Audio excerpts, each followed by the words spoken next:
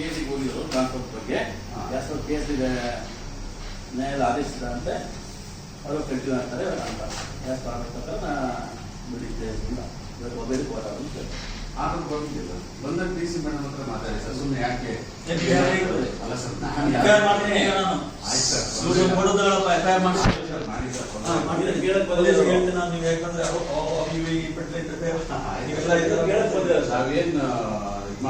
ಬರೋದಿಲ್ಲಪ್ಪ ನೀವ್ ಯಾಕೆ ಬರ್ತೀರಿ ಸಾರ್ವಜನಿಕ ಮಾಡಕ್ ಬಂದಿಲ್ಲ ನಿಮ್ ಬಗ್ಗೆ ಗೊತ್ತಿದೆ ನಮ್ಮ ಬಗ್ಗೆ ಈಗ ನಡಿ ಮೀಡಿಯಾ ಹೋದ್ರೆ ಅದು ಗೊತ್ತಾಗುತ್ತೆ ನಿಮ್ ಬಗ್ಗೆ ಏನಂತ ಆಯ್ತಾ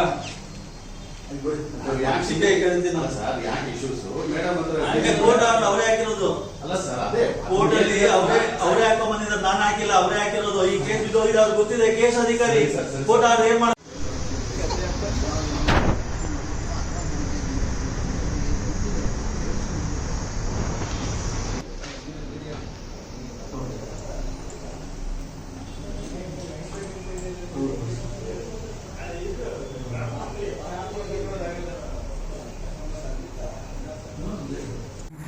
24/4/2026 ಮಹೇಶ್ PS ಅನ್ನೋರು ಗ್ರೇಟರ್ ಬೆಂಗಳೂರು ಇದರಲ್ಲಿ ಕೆಲಸ ಮಾಡ್ತಾ ಸಹಾಯಕ ಆಯುಕ್ತರು ಆಡಳಿತಾಧಿಕಾರಿ ಇದರಲ್ಲಿ ಕೆಲಸ ಮಾಡ್ತಿದ್ದವರು ಮೀಡಿಯೇಟರ್ ಲಾಬಿ ತಮ್ಮ ಮುಂದೆನೇ ಒಬ್ಬರು ಇಲ್ಲಿ ಕೂತಿದ್ದಾರಲ್ಲ ಮೀಡಿಯೇಟರ್ ಲಾಬಿ ಮೂಲಕ HRP ಗ್ರ್ಯಾಂಟ್ಸ್ ವಿಚಾರದಲ್ಲಿ ಇಲ್ಲಿ ವರ್ಗಾವಣೆ ಮಾಡಿಕೊಂಡು ಬಂದಿರ್ತಾರೆ.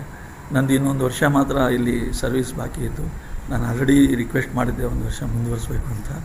ಬಟ್ ಇದು ಮಧ್ಯವರ್ತಿಗಳ ಮೂಲಕ ಅವರೇ KET ಮತ್ತು ಹೈಕೋರ್ಟ್ಗೆ KVITಗಳನ್ನು ಫೈಲ್ ಮಾಡಿಕೊಂಡು ಆ KVIT ಫೈಲ್ ಮಾಡಿದ್ದನ್ನು ನನಗೆ ವಿಷಯ ಗೊತ್ತಿಲ್ಲದೇ ಡ್ರಾಯರಲ್ಲೇ ಇವರು ಕಾಪಿಗಳಿಟ್ಕೊಂಡು ನನಗೆ ಸರ್ವ್ ಮಾಡಿರೋದಿಲ್ಲ. ಆದರೂ ಸಹ KET ಆದೇಶ ಮಾಡಿದ್ದಾರೆ, ಅದು ನನ್ನ ರಿಲೀವ್ ಮಾಡೋಕ್ಕೆ ಬರೋದಿಲ್ಲ ಮತ್ತು ಕಂಟಿನ್ಯೂಷನ್ ಆಗಬೇಕು ಮತ್ತು ಇವರಿಗೆ ಅಲ್ಲಿ ಹೋಗಿ ಇಟ್ಕೊಂಡು ಮಾಡ್ಕೊಳ್ಳೋವಂಥದ್ದು ಆದೇಶ ಆಗಿದೆ. ಅವ್ರಿಗೆ ಗೊತ್ತಿದೆ, KS ಅಧಿಕಾರಿಯವರು ಆದೇಶ ಗೊತ್ತಿದ್ದರೂ ಸಹ ಅವರು ನಿನ್ನೆನೇ ನಾನು ಬಂದು ಇಲ್ಲಿ ಕಂಟಿನ್ಯೂಷನ್ ಆಗಿ ವರದಿನೂ ಸಹ ಸರ್ಕಾರಕ್ಕೆ ಕಳಿಸಲಾಗಿದೆ. ಆಲ್ರೆಡಿ ನಿನ್ನೆ ಸಂಜೆ 5 ಗಂಟೆಗೆ ಬಂದು KET ಆದೇಶ ಆದ ತಕ್ಷಣ ಆದೇಶದ ಕಾಪಿ ಮತ್ತು ಪತ್ರಗಳನ್ನು ಸಹ DPRಗೂ ಸಹ ಕಳಿಸಿದ್ದೀನಿ, ಕಂದಾಯ ಇಲಾಖೆಗೆ, ಜಿಲ್ಲಾಧಿಕಾರಿಗಳಿಗೆಲ್ಲ ಕಳಿಸಿದ್ದೀನಿ. ನಾನೇನು ಚಾರ್ಜ್ ಕೊಟ್ಟಿಲ್ಲ ಅವರಿಗೆ.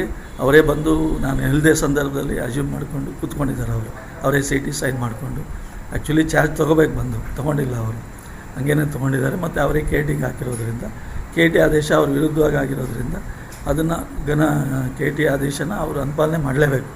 ಮಾಡ್ದೇ ತಮ್ಮ ಮುಂದೇನೂ ಇಲ್ಲಿ ಮೀಡಿಯೇಟರ್ಗಳನ್ನ ಕರೆಸ್ಕೊಂಡು ಕೂತ್ಕೊಂಡು ಮುಂದೆ ನೀವು ಯಾಕೆ ಇದು ಮಾಡ್ತೀರಂತ ನಮಗೆ ಡೈರೆಕ್ಷನ್ ಮೀಡಿಯೇಟರ್ಗಳ ಡೈರೆಕ್ಷನ್ ಕೊಡೋ ಥರ ಒಂದು ಆಡಳಿತ ವ್ಯವಸ್ಥೆ ಇವರು ಮಾಡ್ತಾ ಇರೋದ್ರಿಂದ ಇದು ಕಂಟೆಂಪ್ಟ್ ಆಗುತ್ತೆ. ಇದು ನ್ಯಾಯಾಂಗದಿಂದಲೇ ಅದು ಅವರು ಅರ್ಥ ಮಾಡ್ಕೋಬೇಕು. ಅರ್ಥ ಮಾಡ್ಕೊಳ್ದಿದ್ರೆ ಇದು ಮುಂದೆ ಸಮಸ್ಯೆ ಆಗುತ್ತೆ ಅನ್ನೋ ಒಂದು ವಿಚಾರ ನಾನು ತಮ್ಮ ಗಮನಕ್ಕೆ ತರ್ತಾ ಇದ್ದೀನಿ.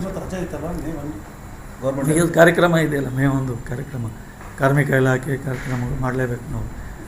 ರಜಾ ದಿನಗಳು ಏನಂದರೆ ಈಗ ನ್ಯಾಷನಲ್ ಫೆಸ್ಟಿವಲ್, ಹೌದು ನ್ಯಾಷನಲ್ ಫೆಸ್ಟಿವಲ್ ಇರುತ್ತೆ. ಬಟ್ ಅವರು ಕಾರ್ಯಕ್ರಮಕ್ಕೆ ಹೋಗ್ಬೇಕಾಯ್ತು, ಹೋಗಿಲ್ಲ. ಅವರು ಕಾರ್ಯಕ್ರಮಕ್ಕೆ ಹೋಗ್ದೇ ಇಲ್ಲಿ ಬಂದಿದ್ದಾರೆ, ಕಾರ್ಯಕ್ರಮಕ್ಕೆ ಆಬ್ಸೆಂಟ್ ಆಗಿದ್ದಾರೆ. ಆದ್ರೂ ಕಾರ್ಯಕ್ರಮಕ್ಕೆ ಹೋಗ್ಬೇಕು. ಆ್ಯಕ್ಚುಲಿ ಇಲ್ಲಿ ಕೂತ್ಕೊಳ್ಳೋ ಕಾರ್ಯಕ್ರಮ ಅಟೆಂಡ್ ಮಾಡಿ ಇಲ್ಲಿ ಕೂತ್ಕೋಬೇಕು.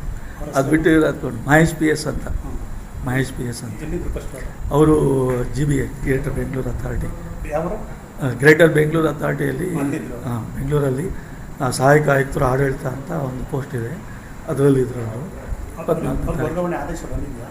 24ಕ್ಕೆ ತಗೊಂಡು ಅವ್ರು 23ಕ್ಕೆ ಆದೇಶ ಮಾಡ್ಕೊಂಡು 23ಕ್ಕೆ ಇಲ್ಲಿ ಬಂದಿದ್ದಾರೆ. ಅವರು KET ಹಾಕ್ಕೊಂಡು ಮೊದಲೇ KETಗೆಲ್ಲ ಹಾಕ್ಕೊಂಡು ಹೈಕೋರ್ಟ್ಗೆ ಹಾಕ್ಕೊಂಡು ಮೊದಲೇ ಇಲ್ಲಿ ಬಂದಿದ್ದಾರೆ. ಇವರು 24ಕ್ಕೆ ಬಂದಿದ್ದಾರೆ. ಇವರು ಆದೇಶ ಆಗಿರೋದು 23 ಸಂಜೆ ರಾತ್ರಿನೇ ಬಂದು ಮತ್ತೆ ಇವರು ಎಗೇನ್ 24ಕ್ಕೆ ಇಲ್ಲಿ ಬಂದು KET ಮತ್ತು ಹೈಕೋರ್ಟ್ಗೆ ಹಾಕ್ಕೊಂಡು ಇಲ್ಲಿ ಬಂದು ಆದೇಶ ಮಾಡ್ಕೊಂಡು ಕೂತ್ಕೊಂಡಿದ್ದಾರೆ.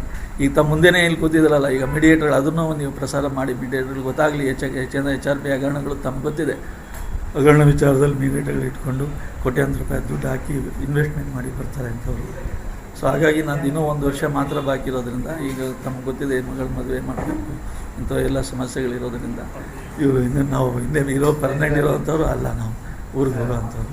ಸೊ ಇದನ್ನು ಇವರು ವೈಲೇಷನ್ ಮಾಡಿ ಇದನ್ನು ಮಾಡಿದ್ದಾರೆ ಅಷ್ಟೇ. ನಾವು ಇದರಲ್ಲಿ ಕ್ಲಾಸ್ ಅಂತ ಮಾಡ್ಕೊಳ್ಳಲ್ಲ, ಅವರ ಡೈರೆಕ್ಷನ್ ತೊಗೊಂಡು ಅದರಂತ ಮುಂದುವರಿತೀವಿ. ನಮಗೆ ಅಷ್ಟೇನಿರುವಂಥದ್ದು ಅದು ನೆಮ್ಮದಿಯಲ್ಲಿ ಒಂದು ಸಾಂಗವಾಗಿ ಶಾಂತ ರೀತಿಯಲ್ಲಿ ಕೆಲಸ ಆಗಬೇಕು. ಅದಕ್ಕೆ ನಾವು ಇಮಿಡಿಯೇಟ್ ಆಫೀಸರ್ ಗಮನ ಇಲ್ಲ, ನನಗೆ ಇಲ್ಲಿಂದ ರಿಲೀವ್ ಆಗಿಲ್ಲ ಇನ್ನೂ ಕೂಡ. CTC ಇದ್ದೀನಿ, ನನಗೆ ಅವರು ರಿಲೀವ್ ಮಾಡಬೇಕು. ಈ ಥರ ಇದೆ, ಆ್ಯಸ್ ಪರ್ ಇದು KET ಆದೇಶ ಪ್ರಕಾರ ಈ ಥರ ಇದೆ, ನೀವು ಮಾಡಿ ಅಂತ ನನಗೆ ಕೊಟ್ಟಾಗ ನಾನು ಹೋಗ್ತೀನಿ. ಅಷ್ಟೇ ಇರುವಂಥದ್ದು. ಕೇಳ್ಕೊಂಡು ನಾನು ಮುಂದುವರಿತೀನಿ. ಇಷ್ಟೇ ವಿಷಯ.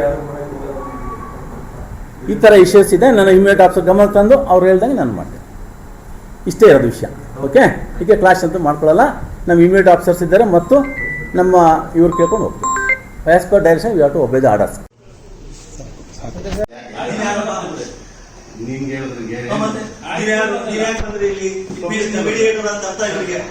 ಹೌದು, ಮೀಡಿಯೇಟರ್ ತುಂಬಾನೇ ಕೆಲಸ ಮಾಡ್ತಾರೆ. ನಿಮ್ಮಂತವರಿಂದ ಈ ಸಮಸ್ಯೆಗಳಾಗಿರೋದು ನೀವು ಮೀಡಿಯೇಟರ್ ಅಂತ ಗೊತ್ತಿದೆ, ಗೊತ್ತಾಗುತ್ತೆ. ಆಮೇಲೆ ನೀವೇಗೆ ಬೇಕಾದ ಮೀಡಿಯೇಟರ್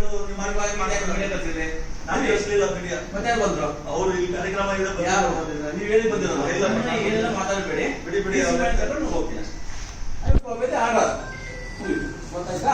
ಮೇಡಮ್ ಗಮನದಲ್ಲಿ ಅಷ್ಟೇ. ಹಲೋ, ಅಷ್ಟೇ ಅಲ್ವಾ? ನಾವು ಮೇಡಮ್ ಇಲ್ಲ, ಮೇಡಮ್